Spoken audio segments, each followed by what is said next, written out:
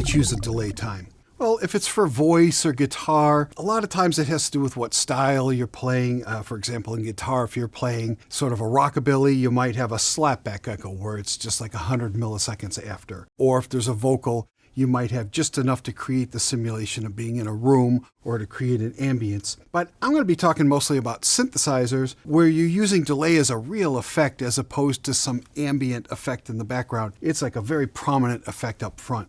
Choosing delay times is extremely powerful, and it's a tool that you yourself should be able to use. You don't have to know anything about it to use it. It's a matter of what do you like, so you really should just trust your own judgment.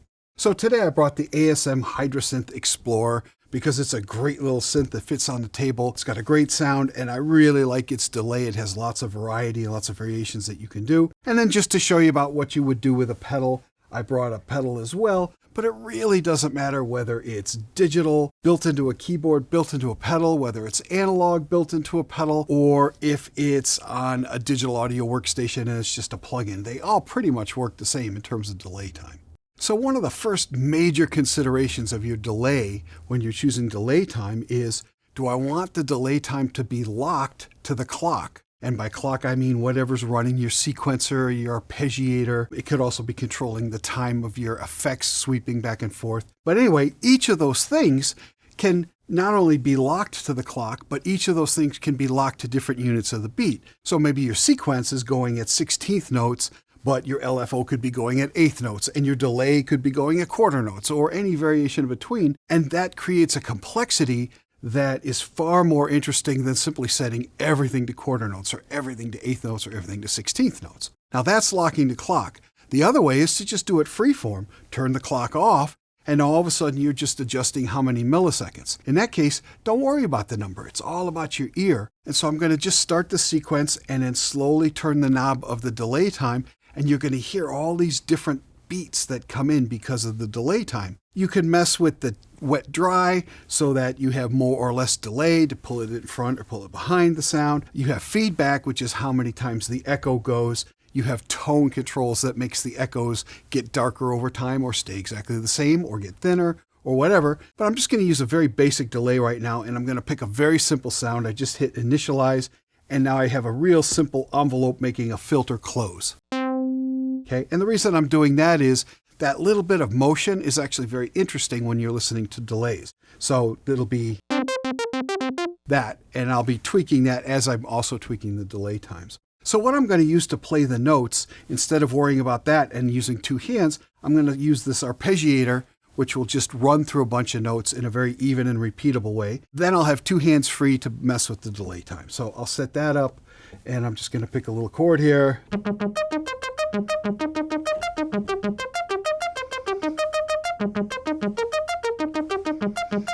So now I'm going to turn up the wet dry. I currently have the delay time at 88 milliseconds. That's a very short slap back. So you should just hear little slaps behind it. And I'm going to slowly change that time, and I'm going to listen for interesting things.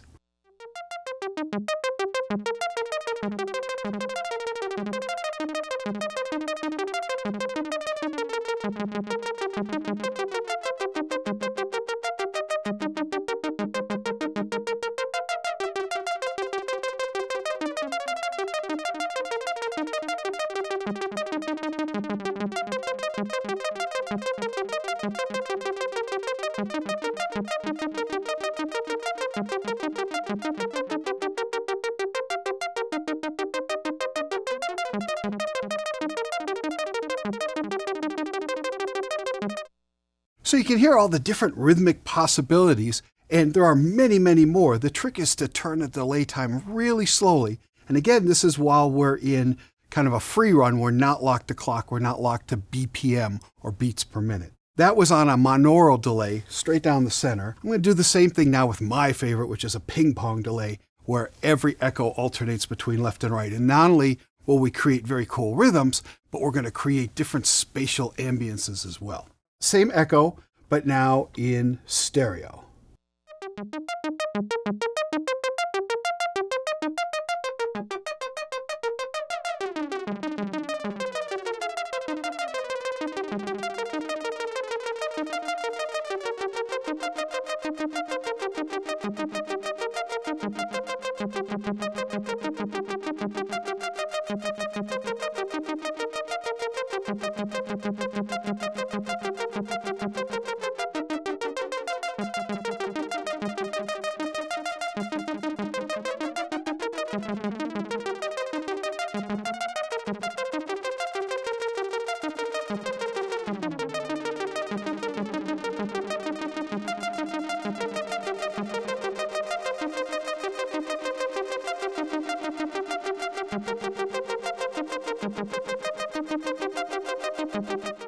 And it's really important as you get into an area of delay that you like, start moving the knob very slowly and then let go. Let it stabilize. It takes a few iterations for the echo to even out after you've kind of violently changed its tempo. And then listen. And then slowly move it. Let go. Listen. You'll find all kinds of magic, and it's all hidden in there. You're not always aiming for everything to line up on itself. In fact, that's the least interesting. You want all these little flams and little extra side beats going. But that's what we're going to do right now. So now instead of free syncing the delay, I'm going to turn the beats per minute on, and now it's synced to that. And now the difference is when I look at delay time, it's no longer in milliseconds, but it's in unit of the beat, like 16th note or 8th note or dotted triplet or 8th note triplet or 16th note dotted or whole note or half note. And so I'm going to start with 8th note, and we'll bring that up and see what that sounds like. We'll start dry.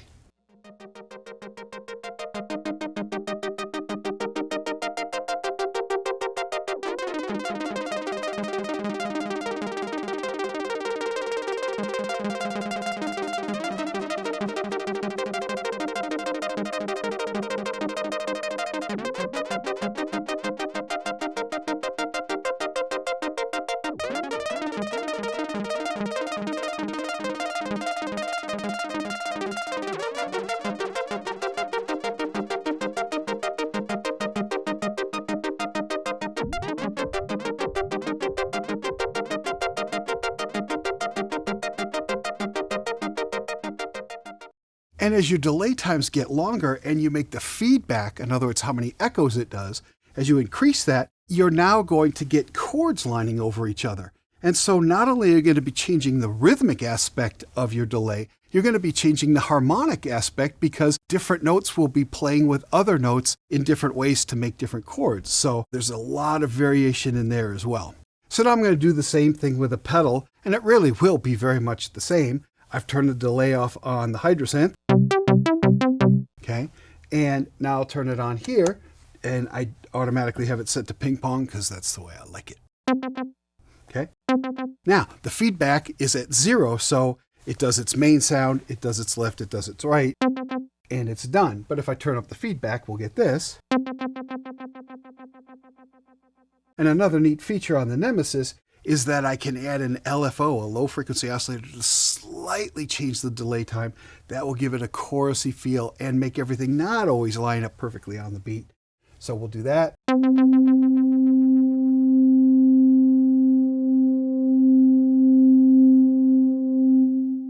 And now, once again, we'll do a little sequence.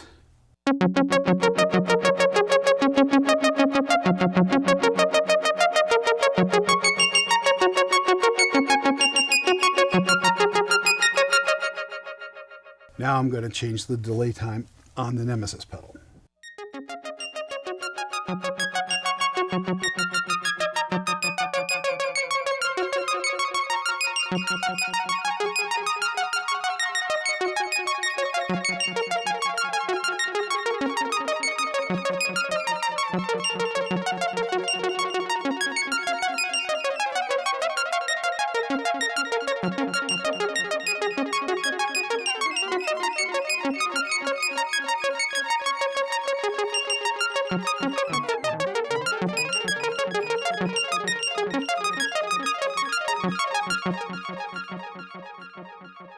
And that's a lot of different variations of both chordal changes and rhythmic changes. It's important when you're playing with delay times to use sounds that are kind of short. If they tend to be holding out as long as the delay time, everything just is a solid mush. That's why I always use little blips when I'm playing with delay, because that really helps. So hopefully this video will give you a little bit of courage to get in there and try changing the delay times. whether they're locked to clock or whether they're free running, you're going to discover so many things. It will make the songs your personal songs because everybody has a different idea of how to use delays. If you have any further questions about the ASM Hydrasynth Explorer or the Source Audio Nemesis delay or any of the delays, please contact your Sweetwater sales engineer.